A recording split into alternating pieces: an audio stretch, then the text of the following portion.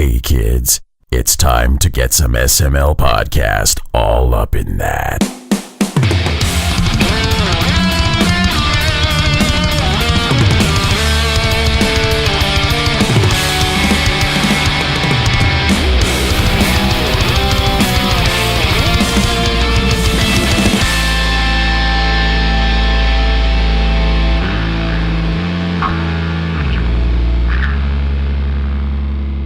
What's up, everyone? This is the SML Podcast. I am your host, Joe, as I have a bunch of gunk in my throat, so we're starting off wonderfully.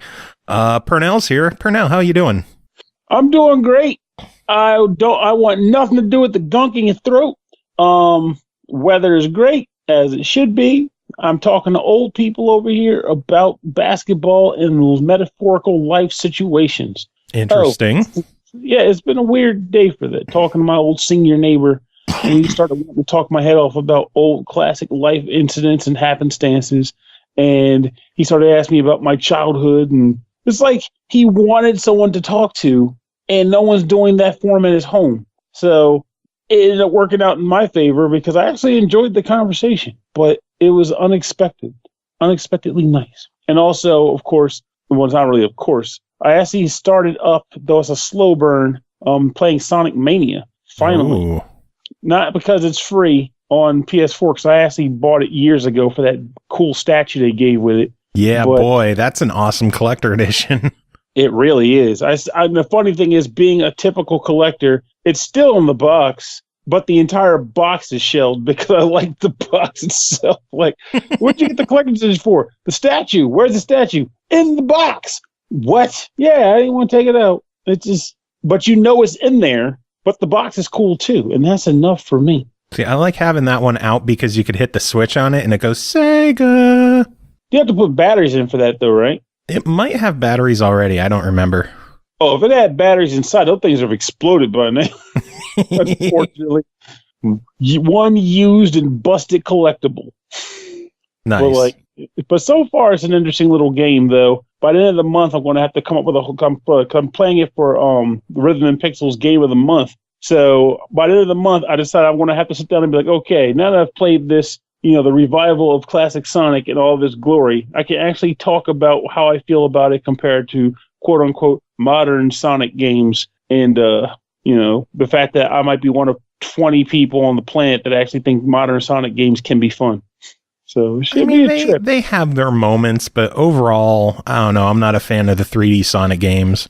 I think the majority of the issues they tend to have is when the company itself can't get the damn camera right, or the controls are wonky. But when they get those right, which happens in some of the games, it is being a fair bit of fun. Though it's a matter of perspective in that, with say a Sonic Classic, I think it's funny. I'm already kind of like a preemptive on it. But like on a Sonic Classic, it scrolls left to right, and you get aspects of momentum. And the challenge lies in the fact that you're just kind of trying not to die, and that you get lost in the levels. But I don't know too many people that can run through those levels. I'm like, okay, I know exactly where I'm going and exactly what I'm doing. I'm doing all this wacky stuff, and I get to the end. Now it's usually like stop and go, jump, just moving forward until you get to the end. One way or the other, you're just moving forward when the game allows you to go forward. Not saying it's not fun. It's a lot of fun. It's just, that's honestly how I feel about Sonic. That's been every level in Sonic Mania so far, too. It's like, can I go forward? I'm doing that. Go backwards. Why the hell would I do that? No, go forward. Whereas with Sonic Modern, they are more like roller coasters than anything else, I think. Like a well-designed modern Sonic stage feels more like a roller coaster. And it's all about keeping your speed up, occasionally jumping while being fast, and looking for offbeat routes as you're going forward to acquire items and rings. But you really can't get lost in a modern Sonic game because the whole point is just to blast through the stage as the fastest thing alive. It works. Though I think there's something to be said about combining the two, which is why, of course, Sonic Generations was freaking amazing because you got the best of both worlds. If you wanted to explore a stage, you had that in the classic ones. If you wanted to freaking go fast, you had that in the modern levels. It was wonderful. They should have made a Sonic Generations 2, but instead we got Sonic Forces. What the fuck was wrong with Sega? Oh, yeah, cocaine. It was a terrible, terrible idea. I don't know what they were thinking. And the trailer really got my hopes up. It was like, you're not just like, Dr. Robotnik's going to win, and you have to stop. It's like, but you won't do it alone. It's like, oh my gosh, that classic Sonic guy, he's back. What's happening? Sonic Generation 2. No. You get to create a furry. Yay. Get a cool grappling hook gun that you've never needed in this series ever. You look like the kid from Persona sometimes. You get the collector to the day one. It is just dumb. It was a terrible idea. Whoever came up with that when Generations 2 was sitting right there waiting for me to get punched in the stomach. It was a terrible idea. Oh my God, I'm ranting for nothing. People are probably listening to this like, God, I didn't come here for Sonic. You should have, but I understand that you didn't, but you should have. Like, oh, Pernell. Sonic the Hedgehog. I love when you go on your rants. It's something I feel like I need to do. It's like the old man I was talking about earlier. He was like, I just need to talk to a human being. You are very friendly. Let me tell you about my time in high school and how I coached AJ English. But me, I'm like, let me tell you about some weird shit that's going through my head right now. I got to regurgitate it right now on the microphone, and everyone needs to hear it. I want to talk to you all about Sonic. Something. Well, that's what this show is for, to get things off your chest. About Sonic? Oh, why not? It's video game related. Also, fun thing since Sonic is up. This is just a funny moment in the life of Pernell. So I have as you already know from talking to me in general, dating has been the bane of my existence. I'm having a really hard time meeting women, whatever. But there was one time where I did meet a person, and I was like, okay, dating is hard.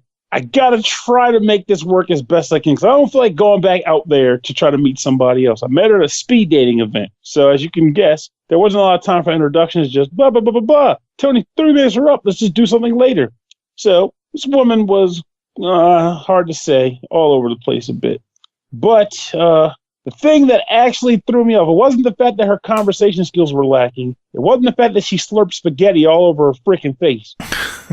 It was the fact that she was obsessed with Sonic the Hedgehog to the point of Sonic fan fiction, getting really up close and personal about Sonic erotica and tier matching Sonic characters. Like, Sonic may as well have been her live-in roommate for as much as she was all about Sonic's life. It was crazy. Oh, my Lord. I feel very uncomfortable right now. I like the Sonic the Hedgehog games, but you love the Sonic the Hedgehog characters in a way that I didn't think was humanly possible. We need to leave. Separation is now. I can't do this shit. Mercy, mercy me. So when's the next date? Oh, there is none. We're still friends, more or less, but at the same time, I was like, I can't. I just can't. And of course, she's married now, and I'm still trying to meet somebody. So, hey, she won, but nonetheless, Sonic, God, Jesus, it was creepy. I couldn't do it. That's incredible. It's wild. And to this day, she's still like that. What was it? When they announced the Sonic the Hedgehog movie, it was just constant stuff. Just nitpicking every little bit about Sonic, his personality, his shoes, how his quills looked. She didn't even care about Dr. Robotnik because he's just a god. But this is a hedgehog, a blue one. Like, he's supposed to be sexy and very fast and very seductive with his dulcet tones. Oh my God. Gotta go fast. Like, all exactly right. that. Gotta go fast, baby. The Barry White the Hedgehog. Gonna lay you down. Gotta go fast. Gotta go fast by the fire. Oh, Jesus. What is wrong with us? I don't even know. I'm going to assume it's carbonated water. Yeah, probably. Carbonated water, the bubbles went into her head, and then things happened, and bada bing, bada boom, how's the weather? Sonic. Well, should we start some reviews? Are we reviewing Sonic the Hedgehogs? Sadly, no. Are we reviewing our favorite chili dogs? No, you're going to review the games you played this week. Oh, Chili Dog Busters. Got you. Yes, exactly. All right, first game to talk about tonight is called Legend of Heroes Trails of Cold Steel 2, developed by Nihon Falcom, published by XSEED Games, released June 4th on PS4 for $49.99. Civil war has broken out across Erebonia. After his narrow escape from Trista, Rian will take up his sword once again on a journey with his divine knight Valimar in search of his friends from Class 7 and a way to end the conflict before its price becomes far too dear. Pernell, tell us about Trails of Cold Steel 2. I want to flat out say before anything else, I am glad that your description was very spoiler-free. It just gives you a very light scenario and it leaves you with a bunch of questions. And that's perfect because I'm not talking crap about the plot, except to say that in typical Falcom fashion, they did a fantastic job following up the events of Cold Steel 1, in which this one takes place borderline immediately after. So if you have not played Cold Steel 1, I am going to advise you, not in the sense as to say you could not play this without playing Cold Steel 1, but honestly, why in the hell would you do that? If you have not played Cold Steel 1, you should go back and play that and not even worry about what we're talking about right the hell now. However, if you have played through Cold Steel 1, you should be eager to play this game even without us talking about it. But I'm just letting you know that the plot holds up. It continues to move at a great pace, and you will not be disappointed in that element. So look forward to it. Now, gameplay-wise, however, so Trails of Cold Steel 2 starts out very, pretty hectic. It moves from the very beginning with you moving through the game, getting you reintroduced to the battle system and to just general mechanics of like how to play the game and just elements of healing and arts usage and things of that nature. However, a few things have been changed from the previous game. One, they carry over experience levels and stats. So don't expect to start this game having to start from level 1 and build Reen and his friends back up to stuff, because the game kind of assumes that you are as strong as you were for the most part after the first game. So while you don't carry all your inventory over, you do start out at like level 40, 45 or so. You start out pretty well off. So the game is already starting out with you fighting hard guys. The first boss alone, if you're not careful, and especially if you're like me playing on hard mode, he will give you some work. I'm talking every turn he heals for, every 3 turns he heals for 10, 15,000 hit points because, the game's like, you've been at this, you know what you're doing. Damn. It's beautiful, though. Next thing is that the link system is back from the previous game. Link systems was a combat mechanic where you could have two characters partner up with each other on the battlefield. And when one does an attack that afflicts a staggering effect on an enemy, usually based on like a weakness, elemental, or mostly physical though, you can have your team up character come in with a follow-up attack. You can say, hey, hit him. He's like, okay, no problem. And the more you do this with a character, the more you build your link bond up with them, which allows you for better and better support moves. Sometimes a really powerful finishing move if the guy is near death, or just like a nice cool combo. However, they added something else called Rush. What that is every time you pull off one of the usual link attacks, you'll get something called a bravery point. And when you get 3 or more bravery points, the next time you pull off an effect like that, you can initiate Rush, which is a combo attack where your characters, the main guy and their partner, can hit every enemy on the battlefield for decent damage. Nothing super major, but again, in this game where you've got guys healing for fair amounts of endpoints, you want to keep the damage heavy and strong as much as possible. So this is a very useful mechanic. In addition to that, there's also something known as overdrive, which is added to this game. When you take damage and give damage, there's a gauge in the upper right corner that eventually gets unlocked, and it gets filled up. Once it maxes out, you are allowed to choose at will to activate overdrive. And when you do, the character who activates it and their linked character gets a big hit point and MP boost, like regeneration, and they get 3 uninterrupted turns of action in combat. So we're talking like flat steamrolls. And you are allowed to, basically all your magic arts are immediate, so you don't have to worry about the time delay that usually comes with them. It basically just allows you to lay on the hurt. Also, every attack will do stagger, which means you can just do link and follow-up combos too. So while this is not going to be breaking battles and just giving you easy wins against bosses, again, it's more love for the beatdown, and you can't fault that. It's glorious. Beatdowns are always good. You damn right they're good, especially when they're rhythmic. I love rhythmic beatdowns. Also, in the previous Trails game, when you used the art system, it involved you linking, I guess, like I want to call them materia so badly, but I'm just going to call them they're ornaments. Had you linking ornaments to slots on your Arcus unit. God, that sounds cryptic, but think of it like a materia like chain where you would put the materia into like a slot of connected bars, and depending on how you put them in, that's the skills you had for combat. Similar thing in this, and in the previous game, you had to spend money to unlock different slots so you could put more stuff in. But in this game, they're assuming that you already did all that in the previous game. So what they do to make up for it is now you get rare and ultra rare quartz that lets you do very special things that you didn't have in the previous game.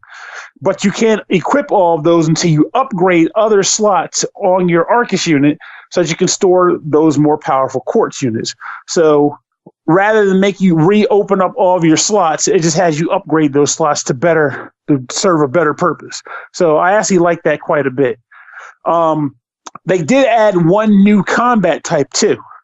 Every once in a blue moon, as Joe mentioned earlier, there's a character, quote unquote, named Valimar now. It is a mech suit that the main character gains access to. And he can board it, and he uses it to combat other mechs in combat.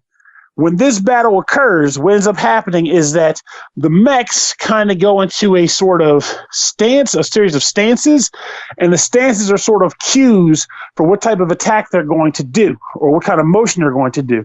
When you see that, your character is able to target either their head, their body, or their legs. So their head, their arm, or their body. And if you hit the right spot, you can get a stagger effect on them, which kind of lets you get like a follow-up attack to do more damage.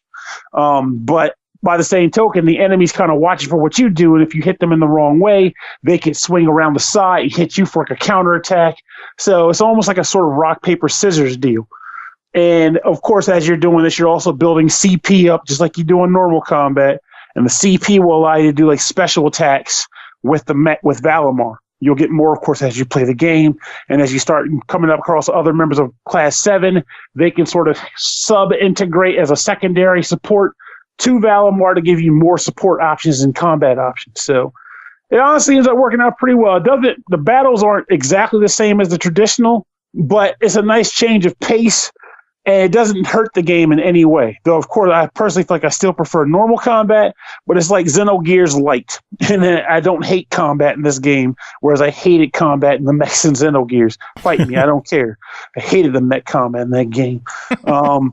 So, aside from that, the game, like I said, is still fantastic. It starts out at a fairly brisk pace, though for better or worse in a wacky way. The game still has the mission system that the first game had, and I think it's kind of funny how they throw it in there because it's like, really, you're going to do this in the middle of a war? But whatever, what do I freaking know?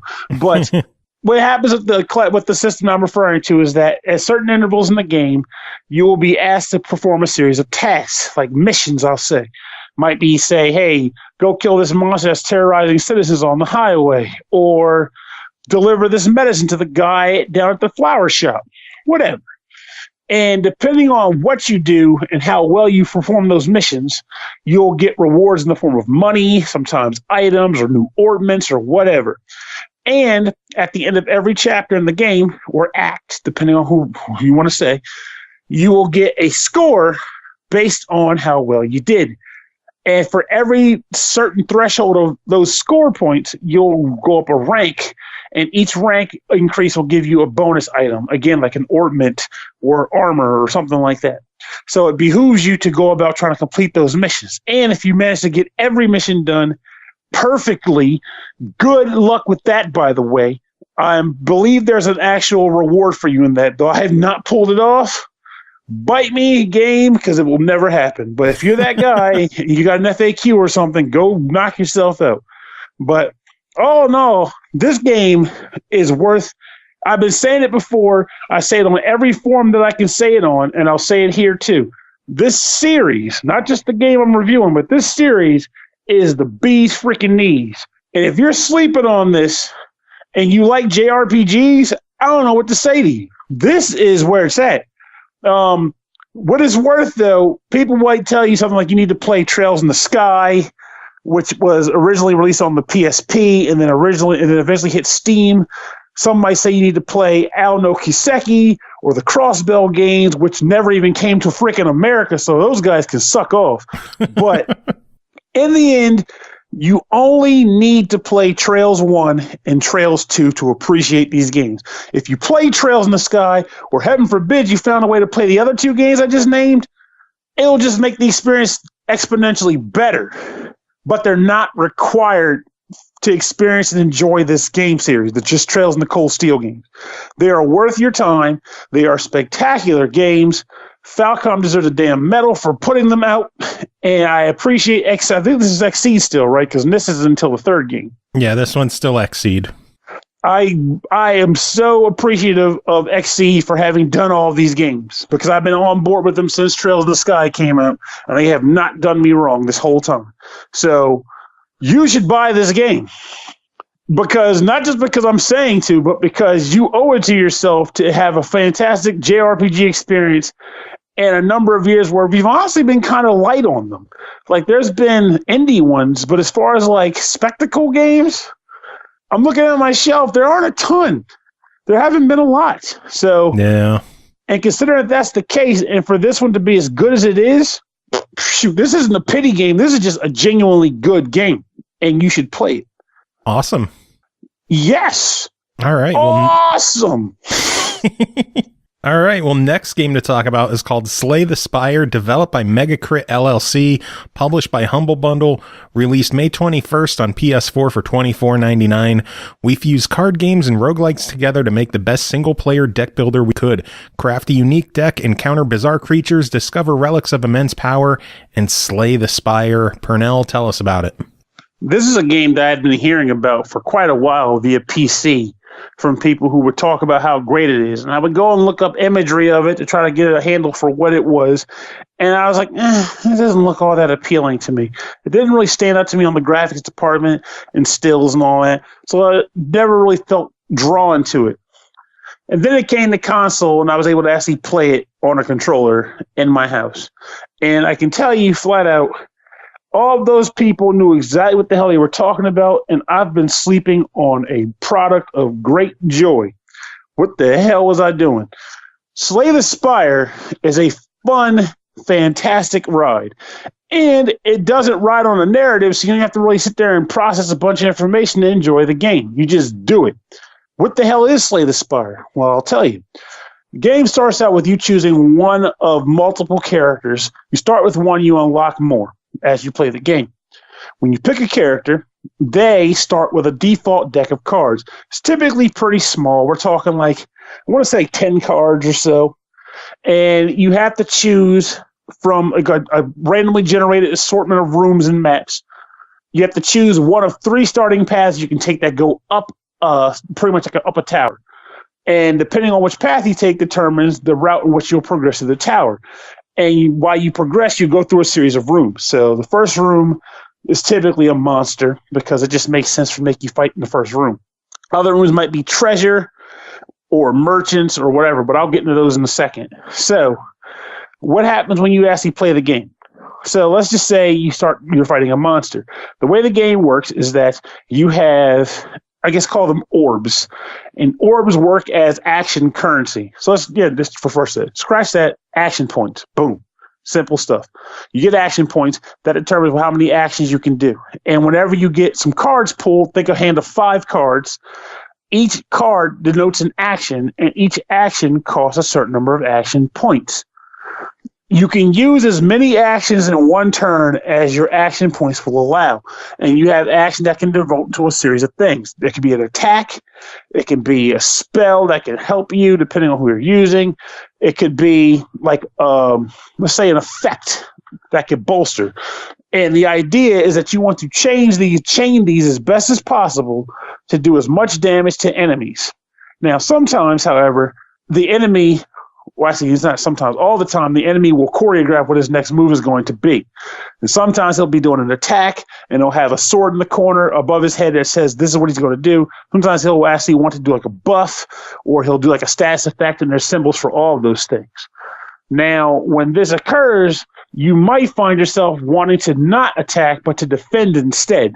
And the way you defend is that sometimes you have cards that will specifically denote defense. So it might say, use this card to get 5 defense points. Use this card to get 8 defense points. And when you use that card and end your turn, the enemy will do his attack. And if you have enough defense to ride out his attack level, it'll just absorb it and you won't take damage. Otherwise, you'll take the difference of the defense and the attack. So you're being strategic to try to balance out these things. Hit hard, defend hard, not die. Now, every time you win a fight, you'll get a reward. Sometimes a potion, which can be used mid-battle to do a number of effects like heal you or let you draw an extra card or whatever. Sometimes you'll get money, which can be used to buy new cards and items and relics for merchants. I'll get to relics in a second. And also, you'll get the option to get 1 new card. And the cards come in a variety of different effects. Tons of different card types. All of them, in my opinion, so far have been cool things. I have never looked at the card in this game and said, that's a turd ability. Who the hell would ever want to use that? That has never happened, ever. It's great. So you get to choose a new card and take it with you. If you come across a merchant, like I said, you can buy new stuff. And one of the things that I mentioned that I didn't describe yet is a relic. Relics are consistent passive abilities that you can get. So one might say, for as long as you have this, when you use attacks that have strike in them, you might get they'll do like an extra 2 damage or something.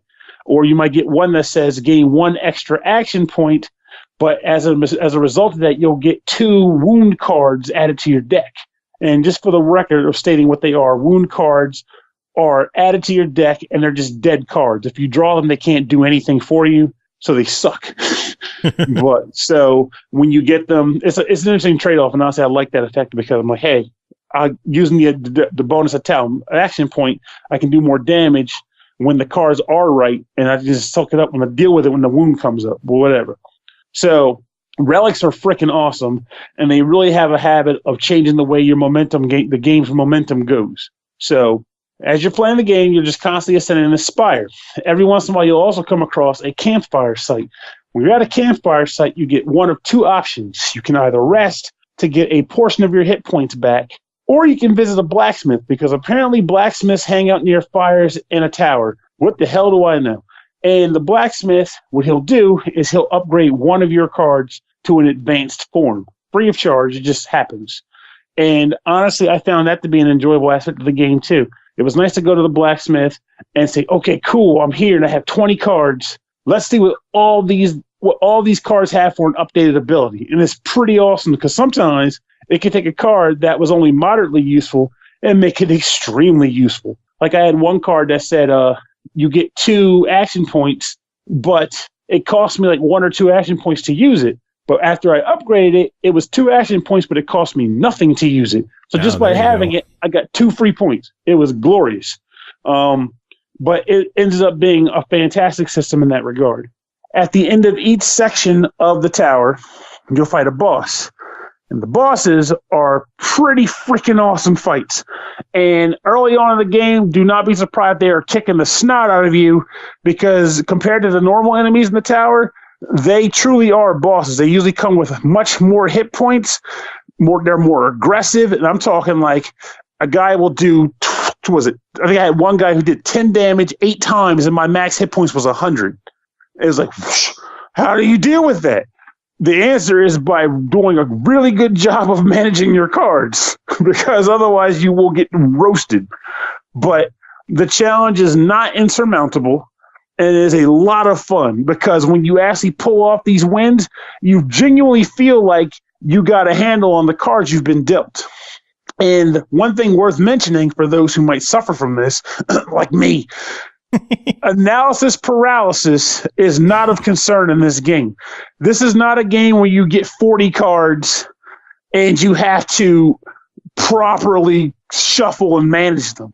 What happens in this game is you get, like I said, you get 10 and you'll get one new card after every battle, and you can buy new cards from the merchant. And I'm sorry about that. No worries, no worries. And you can spend money if you really feel the need to purge a card from your deck. But since you're starting from humble beginnings and personally adding each new card to your deck, it becomes way easier to determine what you don't want if it comes time for you to actually take something out of your deck. And if you don't want to, you don't have to. There's no reason.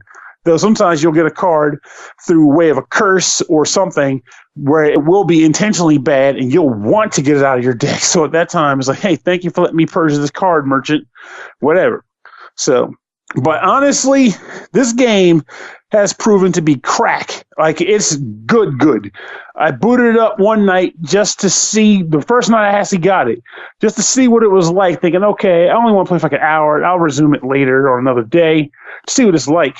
I started playing it at like 9 o'clock. I didn't go to bed till 2. Damn.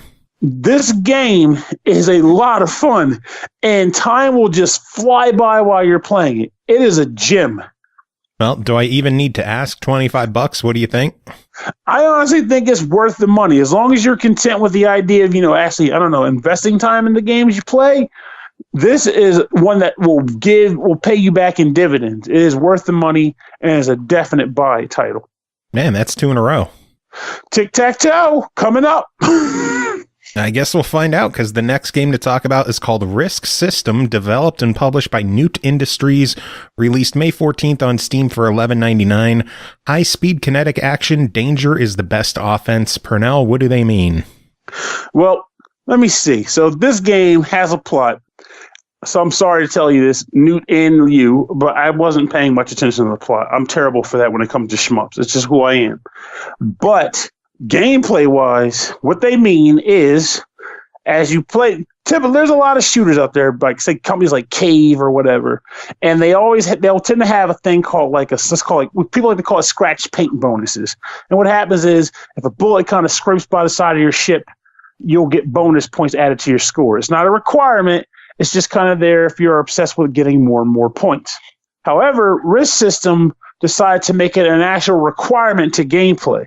In this game, you are not only enticed to, but are required to put your ship in harm's way constantly in order to build up damage. So, as you're flying through stages in your cool ship, there is no fire button for the gun. The gun fires automatically when it sees a guy in front of it to take out. And that might sound stupid at first, but it's not, because one, typically when you're playing a shmup, you're always holding down the fire button anyway. There's no reason not to let up on it. And two, it allows you to focus more on just not dying, which you will need to do because there's a lot happening on the screen on certain stages. But as you're playing the game, enemies will fly at you and your ship will start firing bullets. Those bullets do monk for damage. They're like kind of pew-pew-pews. However, what happens is whenever enemies fire bullets or an enemy even flies by your ship, if they're close to you, pretty much just outside your hitbox, your ship will kind of have like a resonance effect against it. And while that resonation is occurring, your bullets will become larger and do more damage.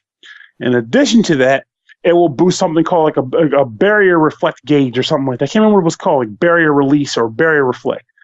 And when it's maxed out, you will perform a screen wiping attack that hits enemies in both the foreground and the background of the screen. Now, you can't hit anyone in the background by any other means aside from using this attack. And there are enemies who will be attacking you from the background, exclusively from the background. So you'll need to make proper use of this ability. In addition to just doing the screen wipe, it also makes you invincible for a short period of time. And there are moments in the game where you will need to be invincible to survive. As in, if you're not invincible, you will take damage and you will possibly die. So, as you're playing through the game, you'll be dealing with multiple scenarios where enemies are coming at you from the right-hand side of the screen. Enemies are coming at you from the background, launching missiles at you. And you have to dodge and blast and barrier release all the way the long day. while I didn't mention that there's no gunfire button, there are 2 buttons that can be used to barrel roll up and down respectively. So it gives you a little bit more. Roll. And how? And you will be rolling and tussling. There's actually moments where like the enemy will have like a crosshair on you, and the only way you'll be able to get out of the way in time is by barrel rolling at just the right time. So imagine fighting enemies in the foreground who are launching fireballs at you that you're trying to scrape by in order to get the risk damage improvement. And also, you're listening and watching for cursors shooting at you from the background you have to dodge. And all of this is resulting in lots of bright, flashy lights. Suffice it to say, you'll have your work cut out for you. And it's a lot of fun to play as you're dealing with it. And bosses make you put in that work too, because they do all kinds of crazy dances with like lasers that just stay lit. And you have to kind of dodge through them by using your barrier release and scrape. You're basically scraping just enough to get a barrier release just in time before the laser hits you officially. And it's a lot of fun. Like this game, I think it's cool that they went with this system because for all the shmups that I've played, I can't think of one that's played this way before.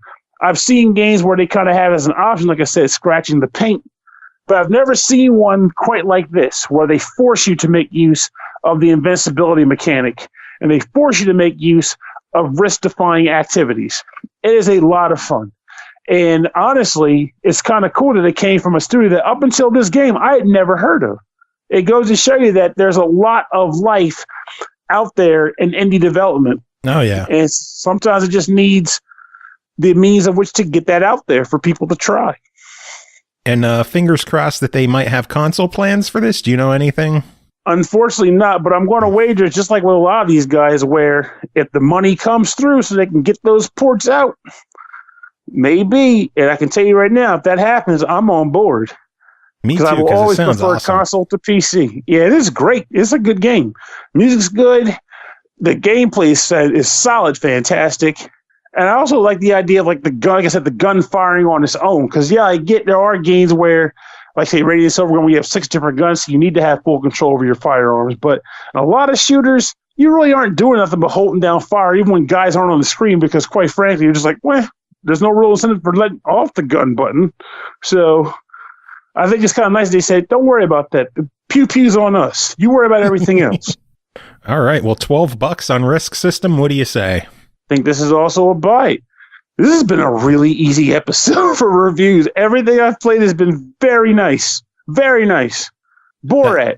That is very good to hear. I like when we have these episodes. I do too. I just concerns me because I feel like a listener could be like, he's totally bought and sold by the industry. He likes everything. Hey, Mikey. Like, hey, look here, buddy. Games can be good, you know. There's no ratio of every 5 games, one of them has to be bad. No, that just means we're lucking out. We come across games that we've never heard of that end up being freaking great. Well, should we go for 4 in a row? Tic-tac-toe. Wait, that's not tic-tac. That's Connect 4. Yeah, there it is. Connect 4. It's in the name. Go for it. No, it's not. It's, where's it in the name? There's no match the games in Connect 4. Oh, Pernell, what are we going to do with you? Review a 4th game. Okay, then. Last game that you're here to talk about is called Vectronom, developed by Ludopium. God, this is a weird company. Ludopium. Yeah, we'll go with Ludopium. Published by ARTE Experience, released May 29th on the Switch for $9.99. Feel like solving 3-dimensional riddles to a frenetic electronic soundtrack? Let Vectronom inject its colorful madness into your life. It's easy to get into the groove, but can you stick to the beat? Pernell, tell us about Vectronom.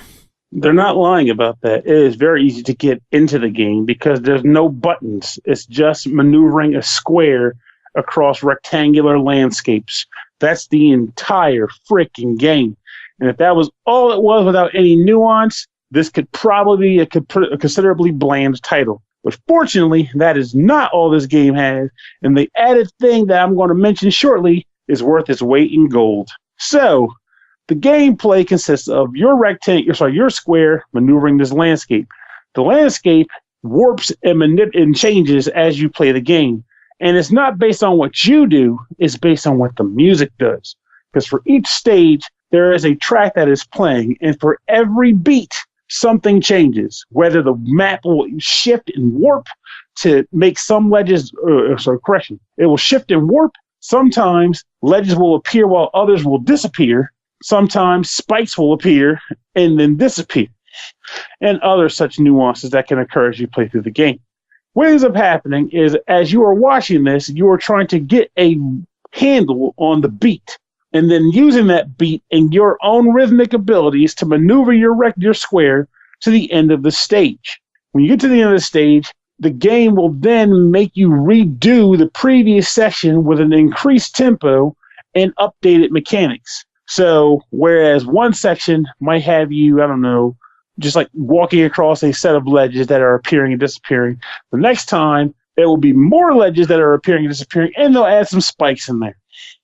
This happens 3 times, and at the end of the third run, you're considered as having beaten that actual stage, and you'll get graded on 1, how many times it took, how many times you died, 2, if you managed to pick up every little pickup box that's in the stage, which, for the record, they're not always just visible. Sometimes they'll appear and disappear to the beat too, which means you have to be in a specific place at a specific beat to get the box.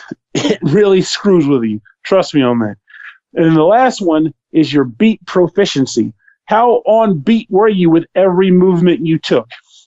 This rating in particular threw me off quite a bit at times because I'm generally known as being a guy who's got quite a bit of rhythm and he's able to stay on beat, especially in music games.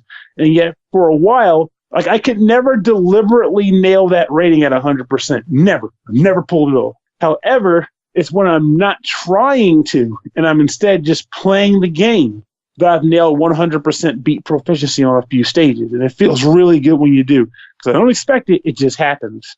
But you'll be trying and failing until you just get it right unexpectedly, and it's awesome.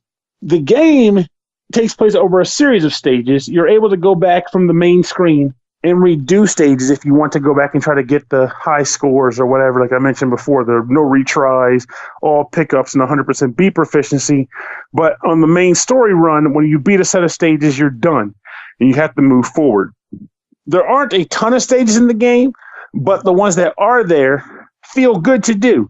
And as you get further in, they become much harder to do. So there's going to be a lot of gameplay involved in redoing stages that you just barely squeaked by after dying a considerable number of times, with the hope being that this time you're going to perfect that bad boy and get all the goods and master the level. I feel as though this game is simple, yet also unique in its execution and unique in a way that feels fun to engage in. It's not a chore. It's not monotonous. It's simple yet effective, and quite effective at that. I had tons of fun with this game. Highly recommended to play with headphones on, though, because, again, it's so dependent on the music that you might want to absorb that. Though, of course, if you're not playing on handheld mode, there's nothing to stop you from getting some really decent speakers and just turning the volume up, too. Yeah. But as you know about me on this show, I'm almost exclusively handheld. So, that's how I live. That's how I roll, baby. Bust out the headphones then. That's right. And it's a fantastic time. Also, I'm going to wager that if you have epileptic issues, you might have concerns with the lighting in the game because there's a lot of flashing and such. But otherwise, I had a fantastic time with this game. I have no complaints. It's simple yet extremely effective. Well, then $10. What do you say? Vectronom nom it up. It's a buy. Awesome. That is 4 for 4 for you this week.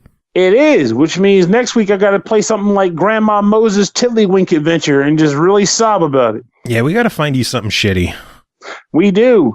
Though I'm sure I don't think any developer wants to be the guy's like, I'm going to be the game he hates.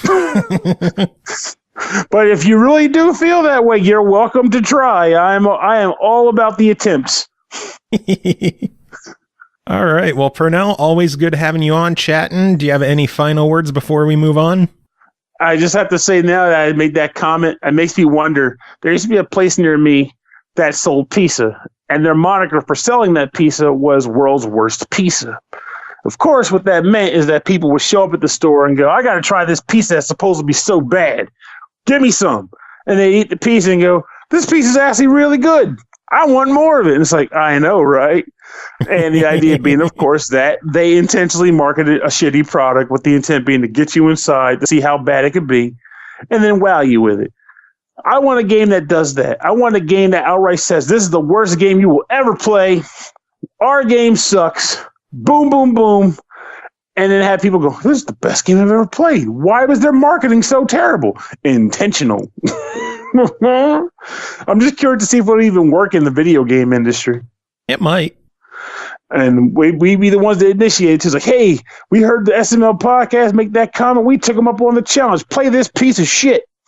It is hot trash on a butter toasted bun. Bite it. All right, moving on. Jacob Garner's here. Jacob, how are you doing? I had a heck of an evening. I just got done recording some videos for an interview for a job that I'm interviewing for. Which, you know, if anybody from Urban is listening, I'm totally not interviewing for anything. That's funny that you think we have listeners. I know. Which, by the way, I've been meaning to discuss that with you too. About, you know, expanding the podcast, but we'll get to that later off air. Okay. All right, fine. I don't know. What about getting like a distributor, like an actual distributor? Like, what do you mean? Well, it turns out iHeartRadio actually has like a submission form, and it's like five questions. And I guess like you submit the site and like a copy of your podcast, and like they'll decide whether they host it on their network. They have like 10,000 odd podcasts. Huh. And I was just like, why the fuck not? I mean, how could the SML podcast be any worse than one of those 10,000? I mean, we could definitely be worse than most. We could. Yeah, we could. But I mean, like, it could be cool. And then you could be like, hey, I'm on the iHeartRadio network. You should give me Mortal Kombat 11. You know, you just can't get over that, can you? Oh, God. I'm like, I read it's going to be on sale during the E3 sale, and I'm just like, oh, please be cheap. Like, I really want that in the season pass to be like $20. I would spring for $20 right now. I don't know. For the game and the season pass to be $20. I could dream. Jesus Christ, man. I could dream. You know? But I mean, like, I'm about to be on a big game spending spree anyway. So this is the news that I read that I'm going to spoil, and like you're probably just going to discuss it during the News of the Week podcast later in the week anyway, if it turns out to be true. Okay. So apparently a bunch of Telltale games are going to get removed from online stores as of June 25th. Now, a couple of them have been removed, like the Minecraft games have already been removed from Steam and GOG. Yeah, the Telltale games have been dropping off of marketplaces like crazy. Yeah, well, I mean, you can still get both Batman. I think Jurassic Park is still available. Game of Thrones is not. Tales of the Borderlands is still there. Walking Dead obviously is. What the heck else? Oh, Guardians of the Galaxy. I'm not actually sure if that's available still. I don't know. I mean, I know you can buy the disc from the Microsoft store for like $12, which I might just do anyway. But yeah, so not only, but here's the real shit kicker. So not only are they going to get delisted on the 25th, there is also a strong possibility that you will not be able to download them. Like, yeah, again. I heard about that. And I was just like, oh my God. Like, so not only do I need to get a hard drive for my Xbox One, but now I got to get all these damn games too, before they go away. Because otherwise, the only way I'm going to be able to play these games is if I go visit you. And frankly, no, sir. Well, fuck you too. But yeah, like, honestly, like, I'm kind of freaked out about that because it's just like, I could understand if they're delisted. Like, fine, whatever. Shit gets delisted all the time. Yeah. But the fact that like somebody who like is familiar with Mojang and all this other kind of stuff is like, yeah, make sure you download it and make sure you update it so it has all the like the localization patches and all the other kind of shit. Because it may not be able to be downloaded ever again. Is like, like it's kind of like a what? Because like I don't know. Microsoft made it pretty clear that they like if you at this point if you've bought something from their store, they intend for you to like keep it forever. Yeah. And it's just what now? Because like what? They just couldn't buy the rights to the Minecraft series? Like what? I mean, they own Minecraft, so they couldn't just, fork over a few million to own this too? Well, Like, we don't know the legalities behind all of this. There's so much more in contracts and legalities than we could ever be aware of.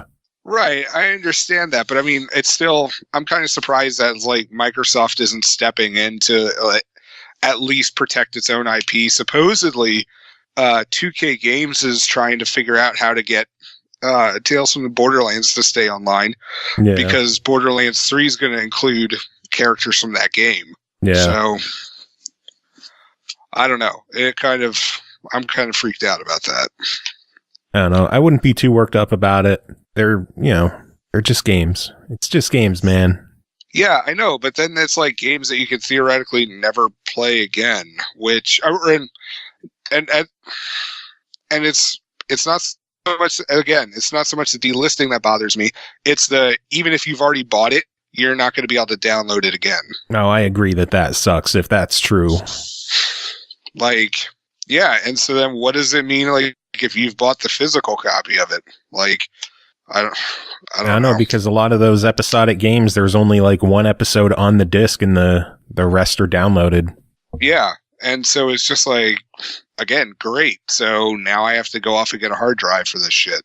Yeah. Which I wanted to anyway. I was going to say, you should have an external hard drive. Yeah, I mean, we'll have a conversation about what to get, after this show's over. But, yeah. Speaking of the show stuff, you're here to review a game. We should probably get to that. Yeah, I guess. So the next game to talk about tonight is called Super Tennis Blast, developed and published by Unfinished Pixel, released May 24th on Xbox One, Switch, Steam, and PS4 for $14.99. Smash that ball and have a real blast enjoying the best tennis. Start your professional career in World Tour mode, then train your skills and become a tennis legend playing on courts around the world. Jacob, tell us about Super Tennis Blast. Well, it's a very arcadey tennis game. I'd even suggest it's kind of like a Mario Tennis Lite, if that gives you an idea for it. Mm-hmm. And there's a decent amount of depth in this game. Like it's not like a story mode, but there is like a career mode to it, and you're trying to get your tennis player, to go from rookie to world champion by the end of the year.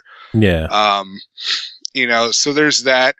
Of course, you could just do one-on-one stuff. You could train, but it really seems like the main idea behind this game is multiplayer, which unfortunately I didn't get to do any of it because the game doesn't have online capabilities. It's only local multiplayer, which admittedly I could see it being really fun, like gathering like two or four friends, and you just run all over the court and just cause a general ruckus, as much as you can have at tennis matches. Yeah. I don't know. There's not much of a ruckus you can have at tennis matches. I mean, whatever. So unfortunately, like, I didn't get to test out the multiplayer. I played through the career mode, and I will say this, like, the gameplay is generally solid. Hitting the ball never felt like an issue. It's fairly intuitive. The game tutorial is fine. It handholds you, helps you understand what to do. Of course, if you want to repeat the lesson again, you can. which I thought was a nice touch because, there was a couple of times with some of the hits, like I wanted to test it more than just 10 shots, like all over the court. So, I liked that. And then the career mode, I tried doing that. And also, first off, remember, this is like a very arcadey thing. Nothing is licensed. So you will not get to play off against, like Andre Agassi, Arthur Ashe, anybody like that. Those are some timely references, man. Yeah. Do you know how often I watch tennis, man? I'm referencing what I remember reading in like Sports Illustrated for Kids when I was a kid. So I don't know who's big right now. Who's big in tennis, Joe? Do you actually watch tennis? No, but I'll at least admit it. Hey. I would admit it too, but nobody's asked, hey, Jacob, do you watch tennis? Jacob, do you watch tennis? No! Fuck no! The hell kind of question is that? Do I look like somebody who watches tennis? Have you seen me in real life? No. I got raggedy breathing just watching tennis. What the heck? No. Good Lord. Okay, anyway. So no Andre Agassi in the game. Got it. Yeah. And also, like, there are no world famous courts to be found. They're set in the cities, wink, wink, where, certain things are held. But, no, it is not like, you will not find the exact replica of Wimbledon to be found here. But, it's serviceable enough. And then the career mode, and this is where I was having my biggest issue with, because the one aspect of the game I wasn't that fond of, which coincidentally enough is also what I'm not fond of in real life, is running around on the court. Okay. I made a fat joke. Come on, man. It was good. Fat too, so it just... what? Did it hurt home. You? Yes. Did it hurt you? Took my breath away. I'm sorry. Go drown your sorrows in another, vat of melted butter. I should. Oh, that sounds good. I know. Some good old-fashioned Paula Deen cooking. Yeah. Anyway. Running around the court. Yeah, so running around the court, the controls oddly didn't feel quite right while doing it. And it honestly kind of felt like my guy's feet were made out of clay. And even on the easiest setting, it was real easy to just straight up miss, and not be able to get the ball where I thought it was going to. I used to play, it wasn't Topspin. What was the Microsoft version, back on the old Xbox? Was it called Topspin? I thought it was Topspin. I think it might have been. I used to play the ever-living shit out of it on the Xbox. I loved that game. And then also my old roommate, John, we used to scream at each other over Rockstar table tennis. So, it's like, I'm no stranger to games where you're hitting balls with a racket, which is an odd sentence that I never thought I'd say. But it's just like, hitting the ball feels right. Running on the court does not. And it really becomes apparent as, when you start your career mode. And I started off on easy, and I was having a lot of difficulty, just catching up with, returning serves and stuff like that. And maybe the game actually wants you to maybe you should just spend your first few months just training, instead of hopping straight into a tournament. Which would have been nice if they had given that hint. And then also when I was just playing just regular single player, messing around, stuff, I did mess with the different difficulties. Easy is is easily manageable. You should not have issues winning. Okay. Medium will occasionally give you a run for your money, but you still should be able to win. And hard just returns every damn serve. Hard will just it literally is hard. So the difficulties are accurate. Got it. accurate, but at the same time, like, it just felt, no, but like, it felt hard was like unfairly hard. Like, it literally never missed a shot. It always returned everything that you like could throw at it. And so it's just like, I don't know if it's just like there's some sort of secret that I just don't know about, or I need to spend like 50 hours on the game instead of, like 15, 20. I don't know. But I felt like the game has like a few kinks to work out with its mechanics, but otherwise I thought it was pretty decent. Well, then minor gripes aside, $15 on it. What do you say? 15's not bad. Personally, I being the cheap ass that I am, I would wait for a sale on this. However, it's a solid arcade tennis game, and honestly, if that's what you're looking for $15, it's not bad. If this is the kind of game that like you want to play, then by all means go for it. It doesn't earn the Jacob like, oh my god, go buy it immediately. But for 15, I wouldn't scoff at it either. Yeah. Does that make sense? Yeah. Okay. You picky bitch, you. I am a picky bitch. I'm a cheap bitch, but I'm a picky bitch because I care. Sure you do. Jacob, always a pleasure having you on, chatting about these games. Is it really? I'm just trying to get through the line with keeping a straight face. God damn you. Do you have any final words before we move on? Jeez, not really, man. I kind of blew my load discussing the whole Telltale Games thing. All right, moving on. Next game to talk about is called Vasilis, developed and published by Marginal Act, released April 15th on Steam for $8.99. Vasilis is a hand-drawn adventure game. The main character, Vasilis, lost her husband, Peter, in the rebellious city center. The city is in riots for a long time, and almost every day something burns or someone dies. Checking out this happy game, Royal Sefton, how are you doing?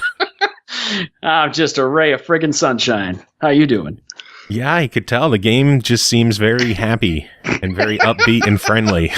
It's an uplifting sort of title, Good for the spirits. Yes, inspirational. Exactly. It's my inspiration a day calendar in game form. I love it. No, I'm assuming it's Vasilis. I don't know if it's supposed to be pronounced any other way, but we're going to go with that, right? Yes. Vasilis? Yeah. Okay. So the thing about Vasilis, I want to say, is that it's like a really Soviet, almost earthboundy, very sad and dark kind of game. I don't know how better to describe it than that. It's surreal, but it's not the kind of whimsical surreal that I personally enjoy. It's more of a hellish surreal. But the way that it's implemented is unique, and it may or may not be your cup of coffee. So everything is hand drawn, which is cool, really cool. But it's, whether intentionally or otherwise, also very inconsistent. You're walking down the street as Vasilis, and you've got people that are like 2 or 3 feet taller than you at least, and they're walking down the street and then suddenly bending over backwards occasionally, like just bizarre stuff. And as you get closer or further away from the screen, because it's like a 2D back and forth, top down ish kind of thing, not quite 3/4 view, but you can be closer or further from the camera. I don't know how to describe it. It's not rendered like 3D at all, but more like Double Dragon, how you can go up and down the road, Oh, yeah. That's the best way I can describe the art style as it's implemented. The thing is that it's like with everything that's hand drawn, some stuff gets blown up and it looks kind of blurry, even though it's supposed to be close to you. So it's like the art style, I think if it were maybe handled with a little more care, it would be more like that. I want to say Neverending Nightmares is the Steam game I'm thinking of that I'm reminded of most, where it uses black and white, kind of an ink hand-drawn art style to great effect. Vasilis accomplishes a lot of those same ideas, but it does them, I think, with a little bit less care, which, I kind of wish it was done a little differently so that everything stayed nice and sharp and focused. To that end, the thing about it is that everything is kind of wiggly and animated. think like Dr. Katz or, the video for Take On Me by Aha. Oh, yeah. Yeah, you know what I'm talking about, right? Squiggle Vision. Yeah, Squiggle Vision, except it's kind of like a combination of those two, where you have shading lines and things kind of shake and shimmer and grow. But it can be very distracting, like trees on the side of the road. They kind of move more than some people do, and some people and their desks kind of shake around. It's really it's somewhere between unnerving and distracting. So sometimes I think it's done to great effect, and sometimes I just want to stop for a moment because I get a headache just looking at it. Yeah, I can see that happening. Yeah. I'm sorry, I got to pause for just one sec.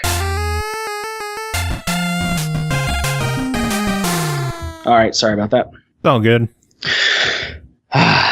Life. Okay. Gotta love it. Okay, so anyway, as you play the game, I'm sorry, I've been focusing on all these technical things because I guess I'm trying to get the stuff that I found the most distracting out of the way first, or the most challenging. Yeah. Okay, so the game is kind of a quasi-linear, I would say point and click, but there's actually no mouse. It's all WASD on the keyboard to walk around, and you explore, and you have an inventory. And so you find an item, you go take it somewhere else, give it to someone else, sell it, whatever. As you go through a series of days trying to find Peter. And at first I was not real sold on if you look at the game's tags, you'll see horrors among them. I didn't really see it as a horror game at first, and so you got to be patient if you're really interested in this. Since it's kind of an avant-garde or experimental game, in my opinion. It can be real trying, but as you get further and further in, yes, it does start to take kind of a dark turn. It's already a little dark when you think about the idea of somebody living in a city of that's in constant riot, and you're looking for your missing husband. That's already kind of dark material, but it just gets really bizarre, strange, and even a bit revolting, shall we say, as you get further in. Yeah, and I don't want to spoil it, but it comes down to, are you going to find Peter in one place or several? That's as much as I'm going to say. No.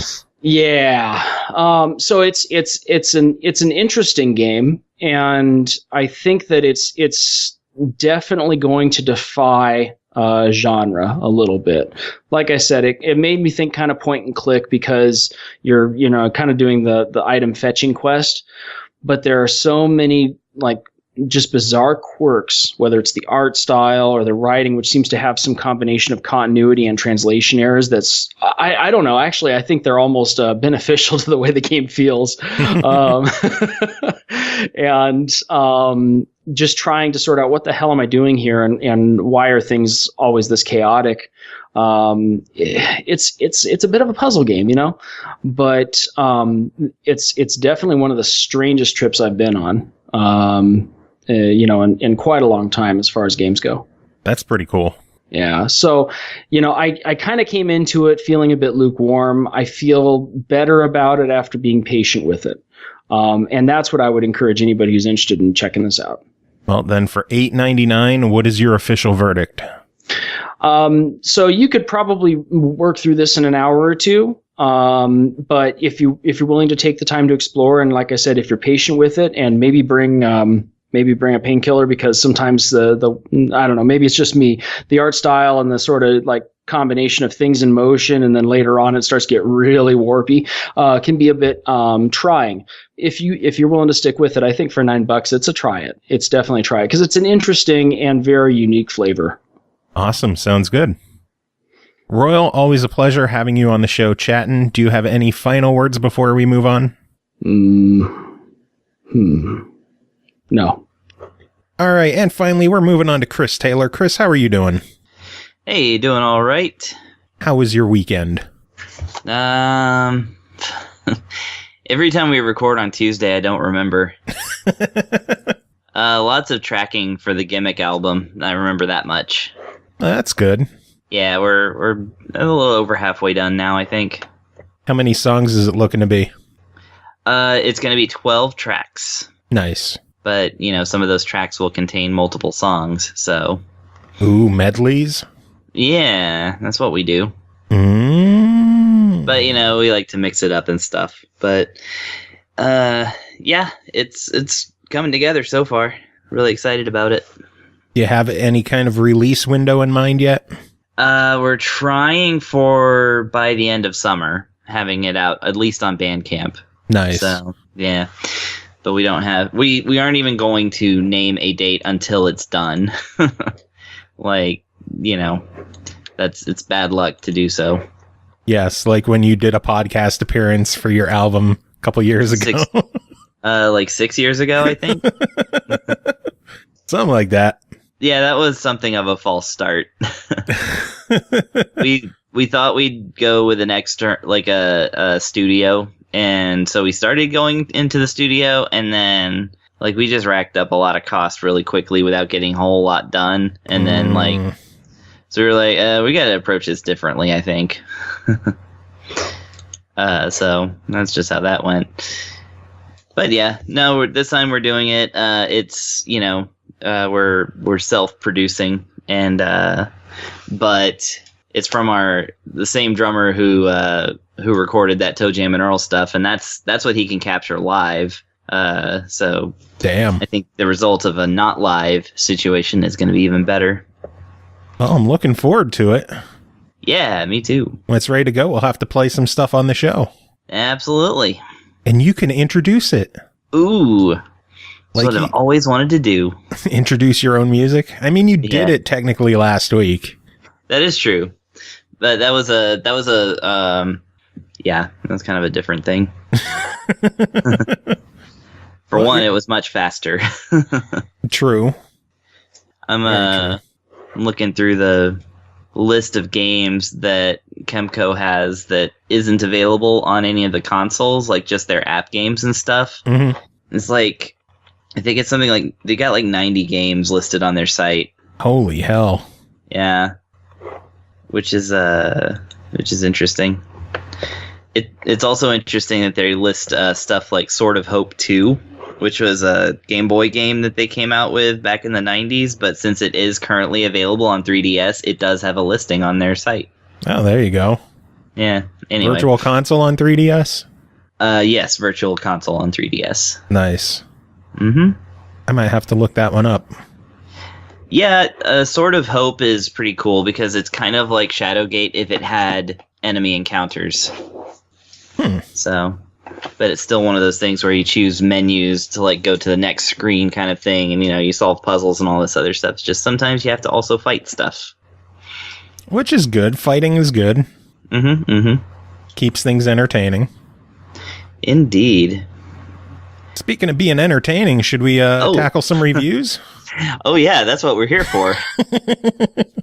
All right, you're here to talk about 3 games. We're going to start things off with Gato Roboto, developed by doinksoft, published by Devolver Digital. In between Gato Roboto and doinksoft, I am in heaven with their names. I know, doinksoft is great. Doinksoft, lowercase great. Too, doinksoft. Yeah. Great job on the name, guys. Love it. Anyway, Gato Roboto released May 30th on the Switch for $7.99. Pounce inside of your cozy armored mech and set off in a dangerous trek through an alien underworld full of irritable creatures and treacherous obstacles in a valiant effort to save your stranded captain and his crashed spaceship. Chris, tell us about Gato Roboto. All right, Gato Roboto is and this is their words. It's a meowtroidvania. Yes. I love it. But as soon as you start playing this, it becomes very apparent that it leans much more heavily on the meowtroid side of it, meowtroid side of it, rather than the Ulvania part of it. Because yeah, this is literally just a take on a kind of Metroid or Super Metroid game.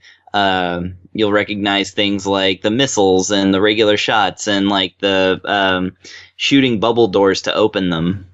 There's, you know, it's very, very blatant. There's clearly some you know, strong inspiration taken here. So the story of Gato Roboto is that you are Kiki, the cat who is owned by a dude who decided to take his cat up into space. I don't know. And yeah, he crashes his ship into an alien planet and he's injured and stuff. And so it's up to his cat to save the day. And of course, the first thing that you find as Kiki is a a mech suit. And so you then become a cat who is piloting a mech suit, and you have to explore this alien world and try to save the day. And and of course, one of the things that happens is, of course, the game has to introduce the rival to our cat hero. And so who do they pick but a mouse? Just a mouse. A plain old mouse?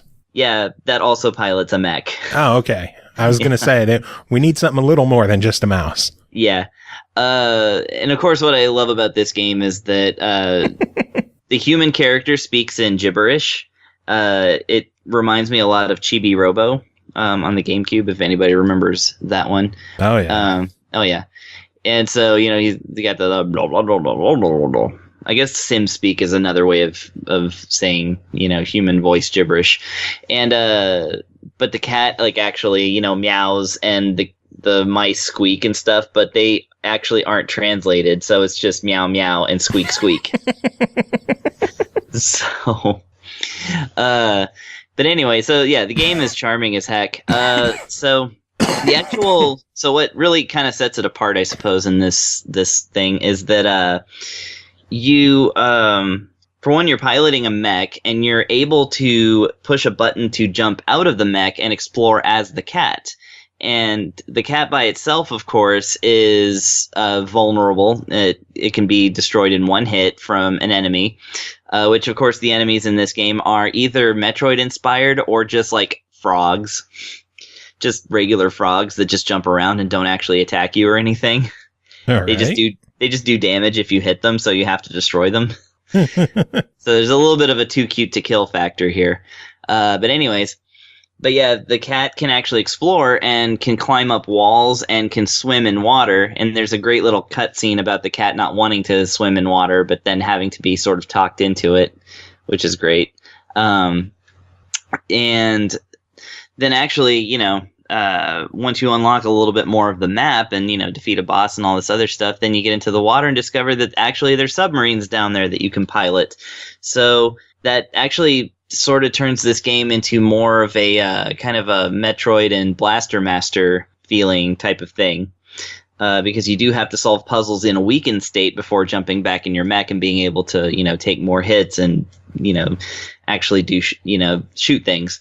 Because as a cat, you can't even open a door because, cats can't open doors. It's mostly because you're not in your mech suit to shoot the door to open them. But I like that real life fact is still in there. So the more you talk about this game, the more I'm falling in love with it. Oh no, this game is spectacular. I was going to save that till closer to the end, but it moves like silky smooth. It's absolutely perfect on controls. There's nothing about the controls that will annoy you. It's like, Metroid, but a little more modern. Of course, it has the map, the auto map, that you can, push the cross button and get.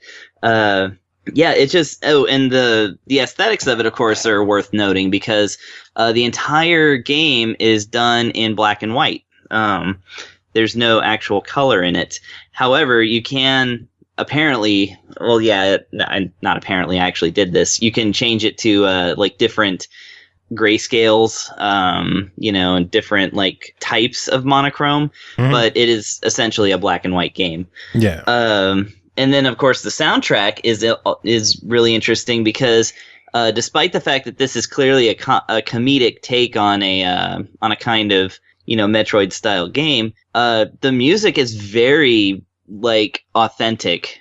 It's heavy synths and very ambient, and it's got that kind of isolation feeling. So these guys at doinksoft certainly know their source material, and they just kind of took it to the next level, and they made it all about a cat, and I just adore that. In a mech suit. In a mech suit, yeah, or a submarine, or who knows what else once we get further in. I'm really excited to see what else is in this game because it's very clearly, as much as I played it, I got I got a whole bunch of the map uncovered. I'm uncovering another area now, but I think I'm only 15% through the game, so it's really a full-size game. Which, kind of impressed me given the price point. Yeah, so $8 on it. What do you say? Yeah, $8. Don't let this one pass you by, because people, once this one, well, I guess the guy who is credited for coining the phrase Metroidvania basically described it as a perfect game. That would be the internet's Jeremy Parrish, which means he probably rated it an 8.5. And but so I think that this game's going to get a little bit of attention, and once it does, I think people are going to start really talking about this one, because it's pretty dang awesome. So I definitely suggest that you get on this one. I mean, Metroidvania fans and just fans of action games in general will love it. And of course, like I said, it's what can go wrong with a cat-based video game. And you've covered a number of them. Yeah, I actually, once I get a blog up and running again, which I'm waiting to get my computer fixed to do, my main computer, then I actually do want to write up a top 9 list of cat games on the Switch. Top 9, I see what you did there. Yeah. Wasn't just because I couldn't decide on 10. By the way, just so you know, while you were explaining the game and doing the review, I bought the game. Nice. So see, we're selling them already. Between you, your review, and Pernell earlier, after I finished recording with him, he asked what games you were taking care of. He said if you didn't like Gato Roboto, you're a dummy, dummy, dumb, dumb, dummy, dumb, dumb, dumb, or something along those lines. I'm glad that I didn't fall for such a trap. I've met and or succeeded Pernell's expectations of me. Yes, you have. No, yeah, this game is clearly quality. I mean, it is like glistening. This is a very, very good game. So awesome. Yeah. Good to hear. Yeah. All right. Well, next game to talk about is called Legend of the Tetrarchs, developed by XCreate, published by KEMCO, released June 6th on the Switch for $14.99. The holy sword that sealed away an ominous power has been drawn out, and darkness starts to spill out across the land, mutating people into monsters. The 4 Tetrarchs heroes of ancient times will meet a new band of brave warriors to slash through the darkness with the light of courage. What will they find beyond the chaos? Chris, tell us about it. Well, first, I have to give you a minor correction here. This is not an XCreate RPG. This is from Hit Point. Is it? Yes. Because my info had XCreate. Yes. So I must be wrong. Some do. I noticed as well, like, when I was kind of looking at other reviews, some people were like, KEMCO and XCreate. And I was like, no, it's Hit Point. Which, of course, Hit Point you would know from, always at first glance, they look like they're going to be an XCreate game, but the Hit Point games are like Machine Knight and Cristianos, however you pronounce that one. I covered that one once, and I don't think we ever landed on a proper pronunciation of it. Probably not. But no, this is a Hit Point and KEMCO game. All right, so, I will have to update the show notes for that, because even on Nintendo's website, under developer, it has XCreate. Whoa, so, weird. Yeah. Well, on KEMCO's website, if you scroll to the bottom, it has 2019 KEMCO / Hit Point copyright, but also in the actual game it says Hit Point. So, all right. Yeah, I'm looking at the copyright information on the Nintendo page, and it does say KEMCO Hit Point. Well, so. we were just talking about how KEMCO has like 90 games out there, so very true. Like right now, so I don't blame him for letting that get past him. I seem to be the only person who's like really into the KEMCO RPGs. So yeah, when I fired this one up and I saw that it was Hit Point, I was like, ooh, this is going to be interesting. But it didn't really hit home until I got into the first field of battle and ran into a poncho. Which, if you don't remember, ponchos are the really cartoony looking like bird blobs that, for whatever reason, Hit Point, the Hit Point games always have them right at the beginning of the game. And actually, I got my ass handed to me recently by some ice ponchos, so they're getting fiercer. Nice. Yeah. Okay, so Legend of the Tetrarchs is it's a I'm losing my train of thought here.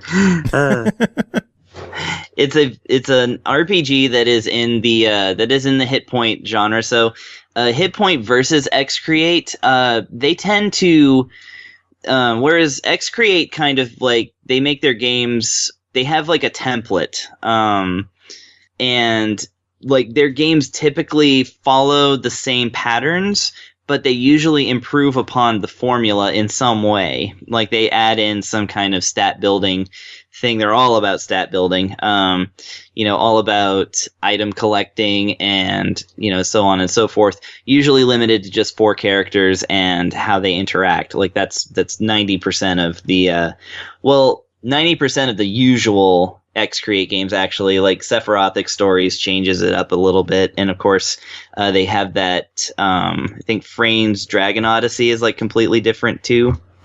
So, they're of course branching out. But yeah, so these guys take more of a Dragon Quest approach in that they're very similar at the core, but the game is almost always like really different from the last one. And this one is actually like kind of unique among other RPGs. So you get into this thing, and when you fight battles, there actually aren't any like items. Like items are not a thing in Legend of the Tetrarchs. So, you have to fight and, do damage and heal yourself and everything like that. So you can either attack, or you can choose to use one of your skills, which are basically magic spells. Now, there's not really MP or anything that you can restore. What it is it's SP, your skill points, which you can use to use like whatever attack is available, and then the SP builds up across like your turns as you fight. So basically all the attacks are on a timer, like a turn-based timer. And in fact, the only way that you can heal your characters in battle is to have a character that can heal first, and then to also, actually use that healing power. So you can't just sort of item your way through a battle, which actually adds like this whole nother layer of strategy, because this game's actually pretty hard. I was impressed by how much the challenge level kind of like spiked up after the second or third dungeon. And the cool thing about it is that it's very much a game of strategy, so I really appreciated that they actually, the battles actually require strategy. They're not just, get out there and, gain a bunch of levels to overpower the enemy like really easily. Because just item your way through it. Like everything actually does take a certain amount of thinking. So there's another element to the combat system that is, it's hard to describe without the thing right next to me. So I'm just gonna like look at it. Cheat sheet. Yeah, pretty much. Well, like Carmina. That's what I was thinking. There's a specific thing in this called Carmina, where you basically can set your characters up with a passive skill that does certain things. So, like, your main character, Len, has a Carmina that if you find them or acquire them through leveling, or sometimes, like I said, you find them in treasure chests and dungeons and such. So you set the Carmina, and like his passive one is where every time he defeats an enemy, he gets to make a slightly weaker slash at some other enemy on the board. And so that's like a thing there. And then like one of the characters has a move where every time she uses heal, or if she attacks something, then she might heal a different character, whichever character has, I think, the least HP at like a 50% chance, and different things like that. And you can actually set all these up and sort of toggle them, or not toggle them, but you kind of set them up and equip them on your characters, and that actually becomes part of your strategy for getting through much harder battles. And things like reviving your character if they fall, that's like something you actually have to set as a passive move that they can do, rather than just use, like I said, rather than use an item. That's interesting. Yeah, so it is really interesting. And much like, so, you've got that going for it. The other thing is that, you do gain conventional levels, and you also, get conventional money so that you can purchase weapons and armor. The thing has an upgrade system, which is interesting, that you actually can take any item that you can equip, and you can just choose to upgrade it for a certain amount of money, like anywhere on the world map. Like you don't have to talk to a blacksmith or anything, and everything can be raised up to 5 levels. And every time your item gains a level, it costs you money. And money is a little bit scarce as far as this game goes because, there's no items to sell. There's just like your old weapons.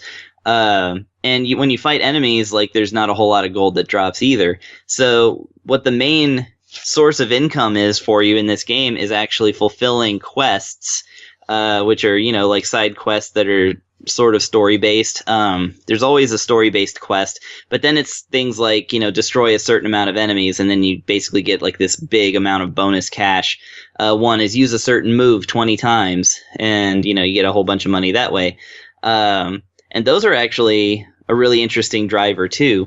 And of course, improving a number of weapons to level 5 also triggers a bonus like sort of thing. And the cash prizes with those bonus stages are actually like, they become like a main source of income for the first like few hours of the game, because the enemies are dropping so little gold.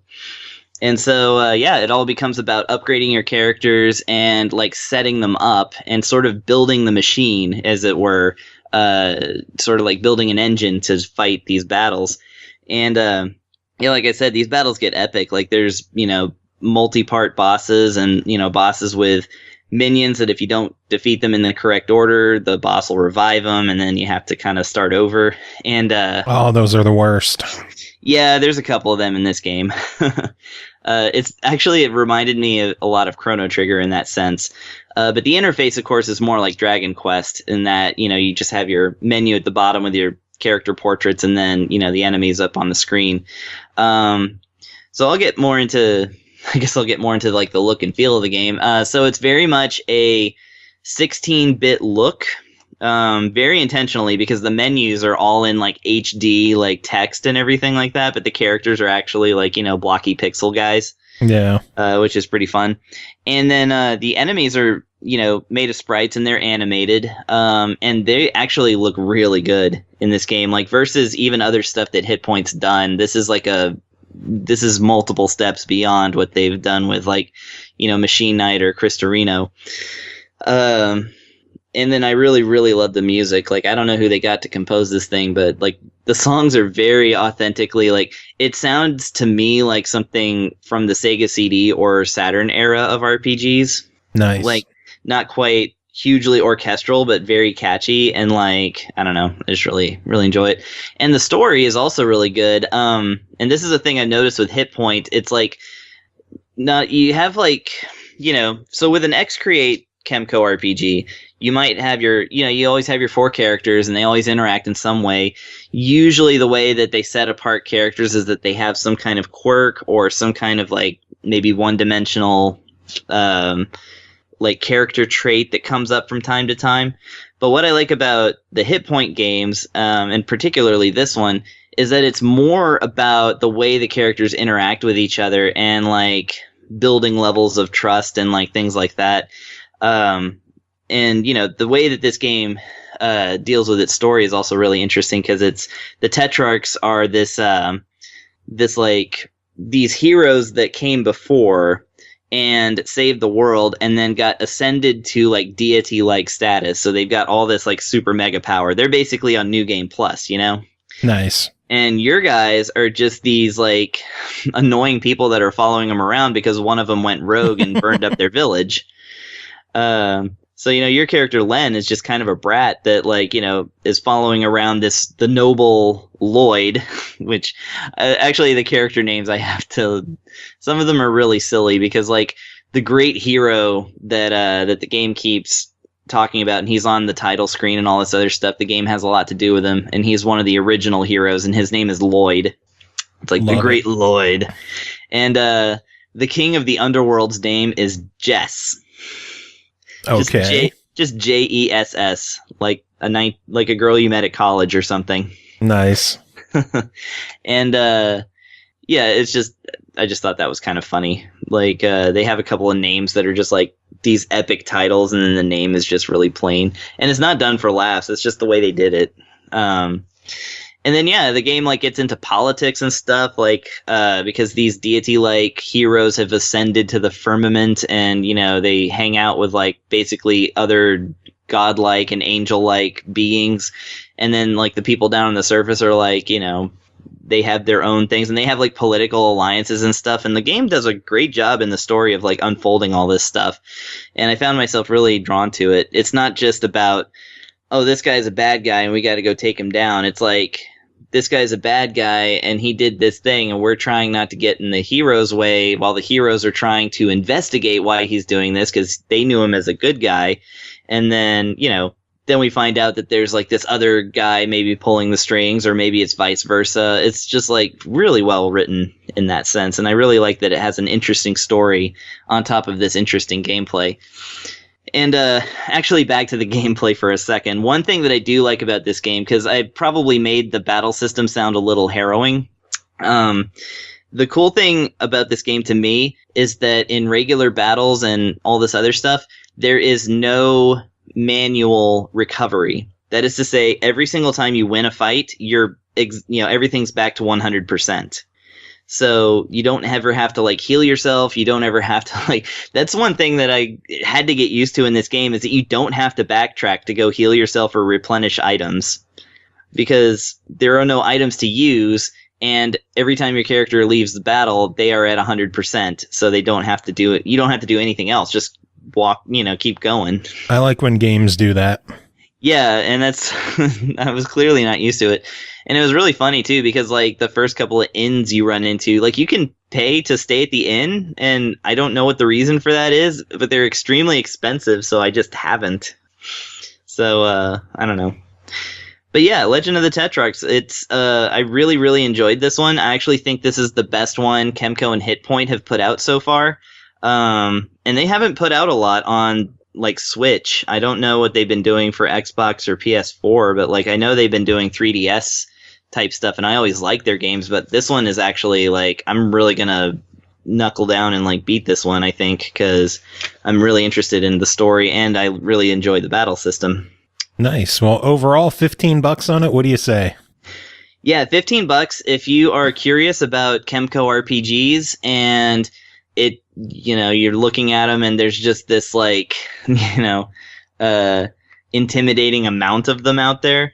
I'm going to call this one of the at least 3 best that I've played so far, and I've played dozens of these things by now. Because on top of this podcast, I bought a lot of them myself too. So yeah, like I would say absolutely give this one a look.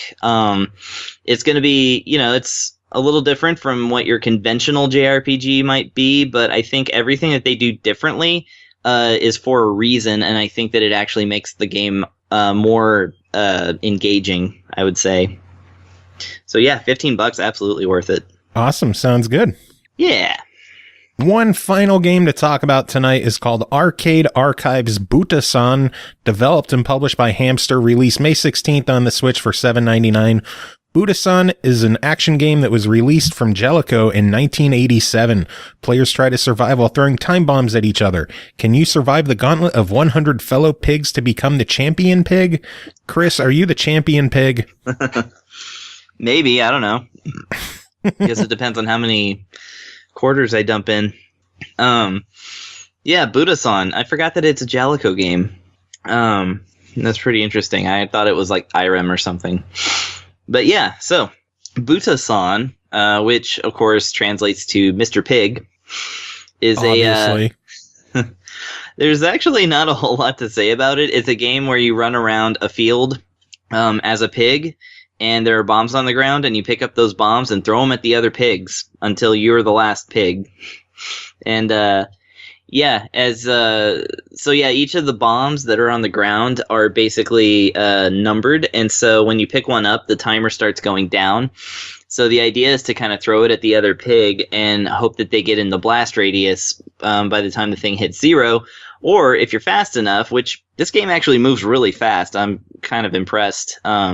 but maybe I'm just looking at the year 1987 and forgetting that actually there were a lot of great games back then. Oh yeah. But this game runs really smooth, so I like that. But yeah, if you can actually hit them directly with the bomb, then that gets rid of them too. And if you can get more than one in the same blast, then of course bonus points. Periodically, items drop down and you can get them and you get bonus points.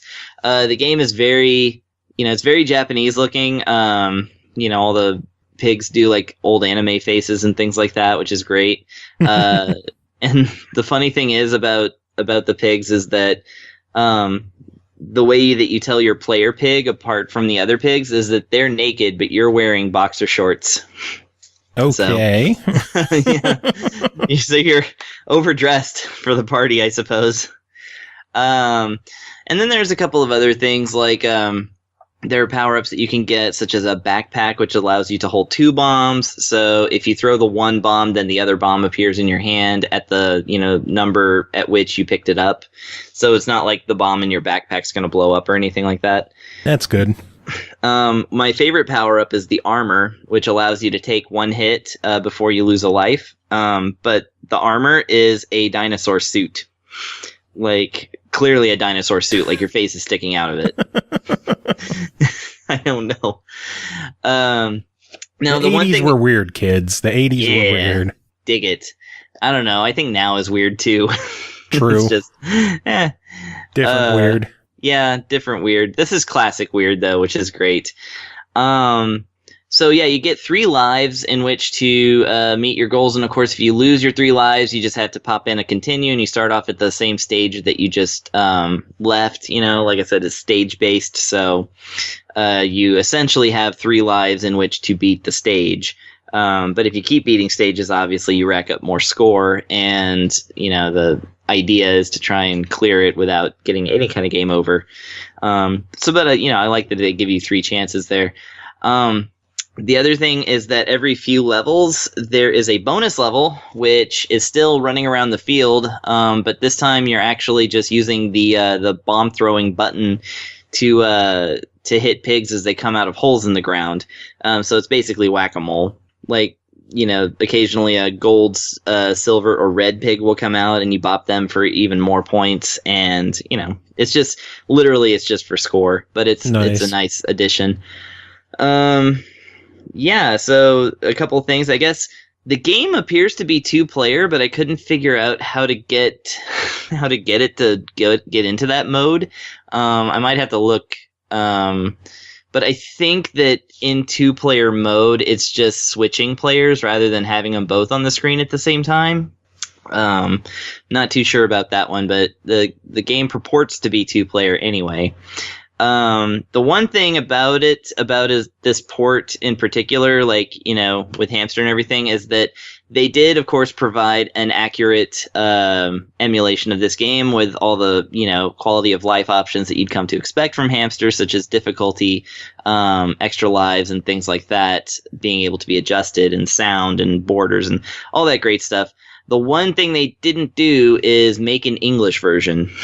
So, really? Yes, this game is just the Japanese version. Therefore, there's a lot of comedy that kind of gets lost in it if you can't read Japanese. Interestingly enough, I watched a gameplay video of this game to be like, is there even an English version? And I guess there's a translation out there somewhere that seemed bad, so I don't think it's actually a fan translation. So maybe there's an American version of this floating around.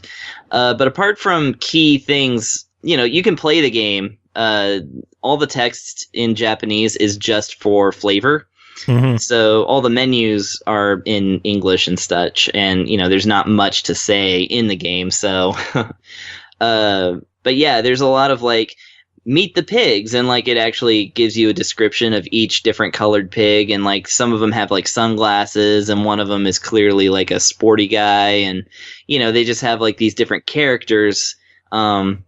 A little bit like how Pac-Man does, but it like introduces them every couple levels or so. And I don't know what they're saying about them because I don't read Japanese. And so that's the kind of thing that's kind of getting lost in translation here. But, that's, if there was no English version available, then I can't blame them for not having one. True. So I guess that just bears looking into. But this is a fun game. It's light and breezy. It's fun to play, which, I can recommend it to today's audience, rather than something like Elevator Action where we have to be like, you had to be there at the time, kind of thing. No, this one I think actually is really fun. It's very simple. And there's lots of levels and a pretty good little variety of, different stages. And the difficulty ramps up very sufficiently. Like, they really fill that screen up with pigs. Nice. And when it gets that way, it's super nice to, like, throw a bomb and, like, have it blow up and take out, like, 5 of them at a time. Even if you're one of them. Oh, well. Yeah. Well, minor gripes aside with the language, $8 on this one. What do you think of Buta-san? $8, I mean, man, that's the price for literally any arcade game that you could possibly want on the Switch. So thinking of it that way, it's hard to recommend it over, so many, all-time favorites.